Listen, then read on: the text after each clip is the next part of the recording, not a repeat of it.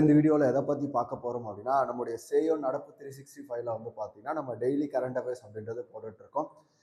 March month ஃபுல்லாகவே நம்ம current affairs முடிச்சிருப்போம். இப்போ ஏப்ரல் மந்தில் வந்து பார்த்தீங்கன்னா, உங்களுக்கு 3-4க்கான கரண்ட் அஃபேர்ஸ் தான் பார்க்க போகிறோம். இன்னைக்கு நியூஸ் பேப்பரில் என்னென்ன முக்கியமான கரண்ட் அஃபேர்ஸ் வந்திருக்கு அப்படின்றத பார்ப்போம். ஃபர்ஸ்ட் பாருங்க, ஏப்ரல் 3-4க்கான நடப்பு நிகழ்வுகள். குறிப்பாக இதில் ஒரு நியமனம், என்ன நியமனம் அப்படின்னு பார்த்தீங்கன்னா சந்தீப் ராய். இந்த சந்தீப் ராய் யார் அப்படின்னு பார்த்தீங்கன்னா, தற்போது தமிழ்நாடு காவல்துறையுடைய சட்ட ஒழுங்கு டிஜிபி யார் அப்படின்னு சொல்லிட்டு கேட்பாங்க. சந்தீப் ராய்.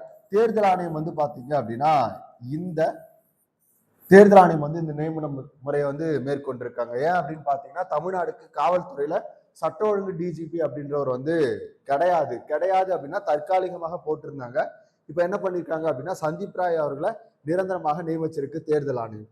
அடுத்து பாருங்க, அண்ணா பத்தி இன்னைக்கு நியூஸ் பேப்பர்ல ஒண்ணு கொடுத்திருக்காங்க. அண்ணா வந்து பாத்தீங்க அப்படின்னா 1967 ஆட்சி அமைச்சார் அப்படின்றத நம்ம பார்ப்போம்.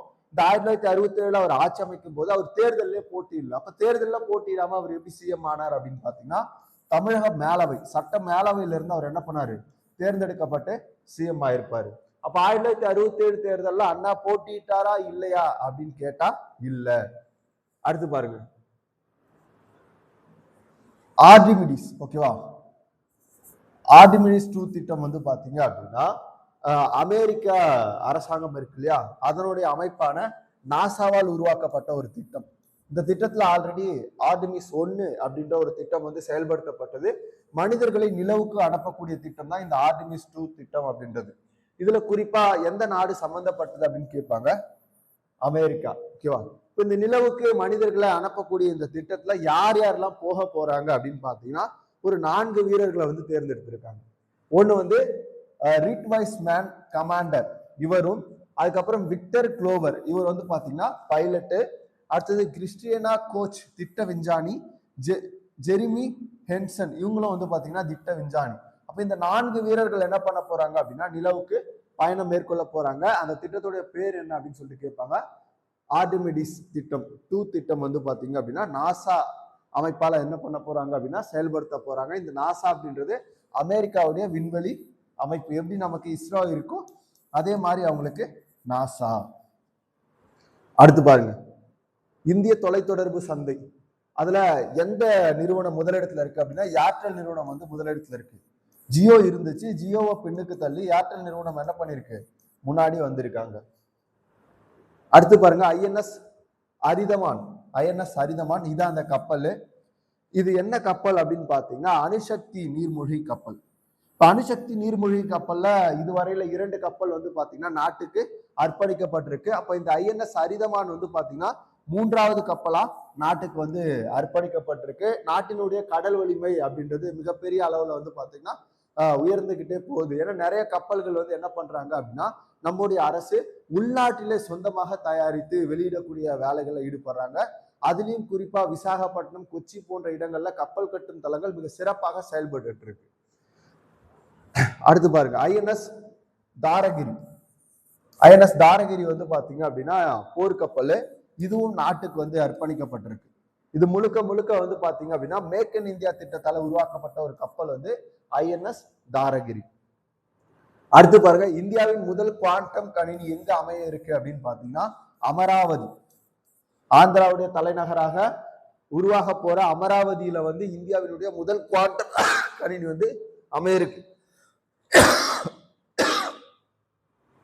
அடுத்து பாருங்க, மிஷன் மித்ரா. இந்த மிஷன் மித்ரா எதோடு தொடர்புடையது அப்படின்னு கேட்பாங்க, ககன்யான் திட்டத்தோடு தொடர்புடையதான் இந்த மிஷன் மித்ரா அப்படின்றது. நமக்கு தெரியும், நம்முடைய இந்தியாவை சார்ந்த விண்வெளி வீரர்கள் வந்து என்ன பண்ண போறாங்க அப்படின்னா விண்வெளிக்கு பயணம் மேற்கொள்ள போறாங்க. அதற்கான ஒரு திட்டம் தான் வந்து ககன்யான் திட்டம் அப்படின்றது. இந்த ககன்யான் திட்டத்துல தேர்ந்தெடுக்கப்பட்ட வீரர்கள் இருக்காங்க இல்லையா, இவங்களுக்கு சகிப்புத்தன்மையும் மன உறுதியும் ஏற்படுத்த வேண்டும் அப்படின்றதுக்காக என்ன பண்றாங்க அப்படின்னா மிஷன் மித்ரா அப்படின்ற ஒரு ஸ்கீமை கொண்டு வராங்க. இதுல என்ன பண்ண போறாங்க அப்படின்னா, இந்த வீரர்களுடைய சகிப்புத்தன்மை மற்றும் உளவில் ரீதியா அவங்கள தயார்படுத்த போறாங்க. இந்த மிஷன் மித்ரா அப்படின்றது எங்க நடக்க போகுது அப்படின்னா, லடாக்ல மிக உயரமான மலைப்பகுதியில இந்த மிஷன் அப்படின்றது நடக்க போகுது. ஏன்னா கடுமையான பயிற்சி மேற்கொண்டா மட்டும்தான் அங்க என்ன பண்ண முடியும், விண்வெளியில நம்மளால தாக்கு பிடிக்க முடியும். அதுக்காக தான் இந்த மிஷன் மித்ரா அப்படின்றது கொண்டு வரப்பட்டிருக்கு. அடுத்து பாருங்க, தாவோ செங் விமான நிலையம். தாவோசெங் விமான நிலையம். உலகின் மிக உயரமான விமான நிலையம் எதுன்னு கேட்டாங்கன்னா தாவோசெங் விமான நிலையம் தான் உலகின் மிக உயரமான விமான நிலையம். இது எங்க அமைஞ்சிருக்கு அப்படின்னா சீனாவில் அமைஞ்சிருக்கு. கடல் மட்டத்தில இருந்து கிட்டத்தட்ட 4411 மீட்டர் உயரத்துல இந்த விமான நிலையம் அப்படின்றது அமைஞ்சிருக்கு. பொதுவாக விமான நிலையங்கள் சமதள பரப்புல தான் அமைஞ்சிருக்கும், சமவெளிகள்ல அமைஞ்சிருக்கும். ஒரு உயரமான இடத்துல அமைஞ்சிருக்கக்கூடிய இந்த விமான நிலையம் வந்து தாவோசெங் விமான நிலையம். அடுத்து பாருங்க, ஆந்திர பிரதேச மறுசீரமைப்பு மசோதா. இது வந்து பாத்தீங்கன்னா ஆந்திர பிரதேச மாநில மறுசீரமைப்பு சட்டம் 2014 இருக்கு இல்லையா, அதுல திருத்தத்தை மேற்கொண்டு வந்ததுதான் இந்த ஆந்திர பிரதேச மறுசீரமைப்பு மசோதா.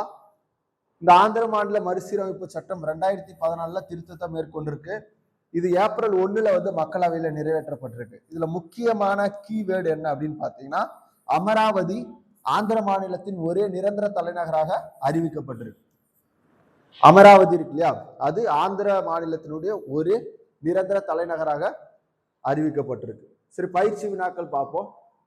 ஆர்டமிஸ் 2 திட்டத்தின் கீழ் மனிதர்களை விண்வெளிக்கு அனுப்பும் விண்வெளி ஆய்வு நிறுவனம் எது அப்படின்னு சொல்லிட்டு கேட்கிறாங்க. நாசா, அமெரிக்காவுடைய விண்வெளி ஆய்வு நிறுவனம்.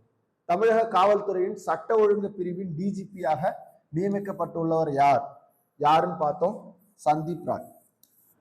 அடுத்து பாருங்க, ஆர்டமிஸ் 2 திட்டத்தில் பைலட்டாக பணியாற்ற தேர்ந்தெடுக்கப்பட்டுள்ள வீரர் யார் அப்படின்னு சொல்லிட்டு கேட்கிறாங்க. இந்த கொஸ்டினுக்கு நீங்க ஆன்சர் பண்ணுங்க.